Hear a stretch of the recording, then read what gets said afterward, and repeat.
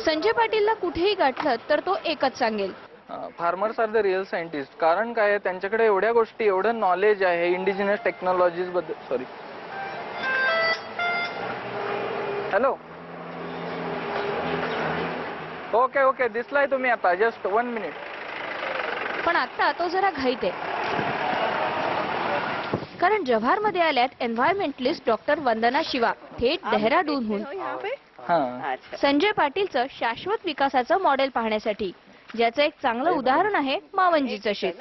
हमारा भी यही डेटा निकल रहा है कि अच्छी तरह विविधता के साथ 1 एकड़ में करीब 1 लाख छोटा किसान पौध पैदा कर सकता है.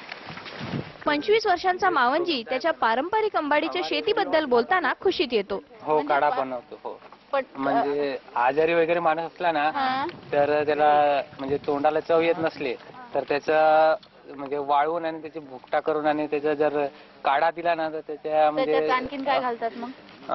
आंबाडीचं तेच फक्त म्हणजे आंबाडीचंच. हो, इस्तेमाल के लिए तो बनाते हैं. हाँ. जैसे हम इसका चाय बनाना चाहते हैं. हाँ. क्योंकि इसमें पता बहुत आयरन है, लोहा है.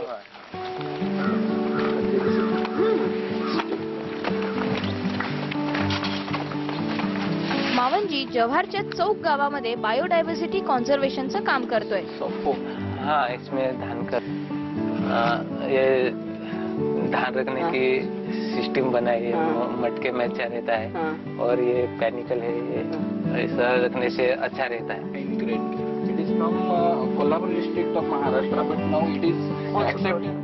तसं सुरुवातीला वाटलेलं का आपण शिकून काहीतरी करता येईल, पण शिक्षणात तेवढं म्हणजे आता खर्च वगैरे हे सगळ्या गोष्टी कुटुंबाच्या आमचं तेवढं उत्पन्न नसल्यामुळे ते भागणार नाही हे लक्षात आल्यावर 9वीला शाळा सोडली आणि कमवायच्या याच्यात पडलो. तर त्यासाठी मी सेल्वासला कंपनीत 4 वर्ष काम केलं. तर केमिकलची कंपनी असल्यामुळे माझ्या शरीराला त्रास होऊन 6-7 महिने आजारपणात घालवले.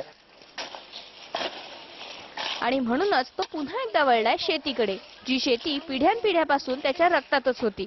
नंतर मग शेतीकडे वळून आणि सेंद्रिय शेती पद्धतीत भाग घेऊन आणि वर्मीवॉश, गांडूळ खत, जीवामृत, दशपर्णी ह्या गोष्टीचा माझ्या वाढीत उपयोग करून आणि त्याच गोष्टी शेतकऱ्यांपर्यंत पोहोचवायचं काम मी आता प्रशिक्षण, डेमॉन्स्ट्रेशन, प्रत्यक्ष जाऊन शेतकऱ्याच्या शेतात करायचं, ह्या गोष्टी त्यांना गावागावात जाऊन आणि चालू केल्यात. शेतीत जास्त ताकद आहे असं वाटतं का रे? हो हो, शेतीशिवाय आता पर्यायच नाही. कारण नोकरीच्या भरोश्यावर राहिलं तर त्या एका 100 जागांसाठी लाखावारी पोरांचे तिथं अर्ज येऊन पडतात. ह्या गोष्टी आम्हाला समजलेल्या आहेत. म्हणजे आमच्यासारख्यांचा जर विचार केला तर आम्हाला त्या गोष्टी जमणार नाही. कारण जी पोरं मला हसायची त्यांना आज खरोखरच इथं लोकांच्या व्हिजिट वगैरे ट्रेनिंग होणं ह्या गोष्टी बघितल्यावर त्यांना असं वाटतं का आपण याला मुद्दामच हसायचो हे ते. आज तो कुठं जाऊन पोहोचला, एवढे म्हणजे संस्थांची लोक वगैरे येऊन आणि त्याच्या वाढीला भेटते. त्यात म्हणजे यांनी काहीतरी केलंय. तर डोक्यावर शेण वाहणारा माणूस जर आज ह्या परिस्थितीत पोहोचला तर आपण त्याला हसत होतो, आपण कुठं असायला पाहिजे हे त्यांना आता समजलंय. आता मावंजीचा पैशांचा प्रश्न सुटलाय आणि कॉन्फिडन्सही वाढलाय.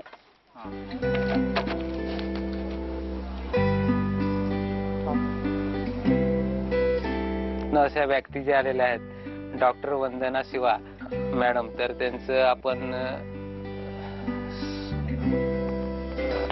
सगळ्यांच्या तर्फे स्वागत करू शकतो.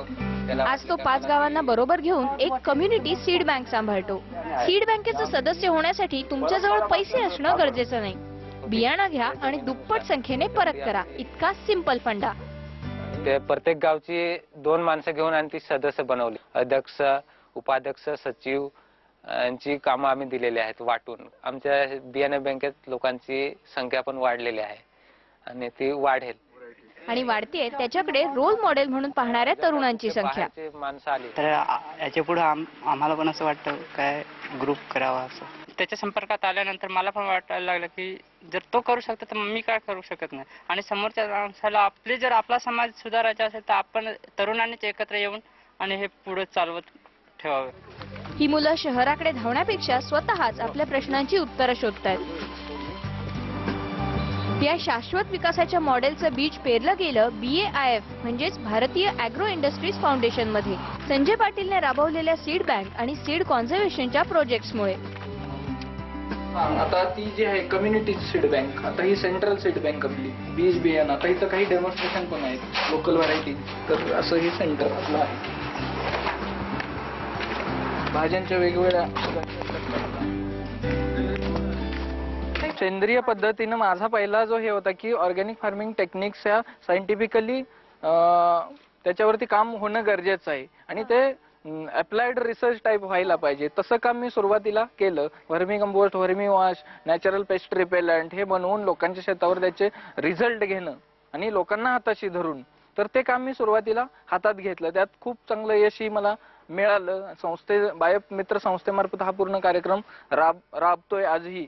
तर त्यावेळी लक्षात असं आलं की आपण लो कॉस्ट इनपुट करून जमिनीची सुधारणाही करू शकू, जमीन ही आपली सुपीक होईल, शाश्वत उत्पादनही घेऊ शकू आपण, पण आपल्याकडे सीडच नसेल तर there is no seed, there is no food and there is no food security. Indigenous knowledge, लोकांचं ज्ञान आहे, पारंपरिक ज्ञान आहे, ह्याच्या पाठीमाग पण खूप सायन्स दडलेलं आहे. आणि असं मी तर असं म्हणेन माझ्या ह्या 5 वर्षाच्या ट्रायबल लोकांच्या मध्ये राहताना की ते एकतर ते खरे शास्त्रज्ञ आहेतच, त्यात काय हे नाही, तर त्याबरोबर आमच्या 100 PhD एका पर्सनच्या नॉलेजवर होऊ शकतात, एवढं ज्ञान आहे. आणि हीच काळाची गरज आहे, कारण भविष्य काळातले हे सगळे पेटंटिंगचे इश्यू आहेत आणि कुणीतरी येऊन ह्याच्यावर काम करणं बाहेरच्या देशातून आणि आम्ही जाऊन परदेशात त्यांच्या लॅबमध्ये काम करणं, त्यापेक्षा खरी गरज आपली आहे ती इथल्या लोकांकडे आहे त्या गोष्टीचं ज्ञान गोळा करणं, त्यावर अभ्यास करणं आणि ते पुन्हा लोकांपर्यंत पोहोचवणं. हे जर आपण करू शकलो तर निश्चित एक महाराष्ट्र वेगळ्या पद्धतीने आपण बघू शकू.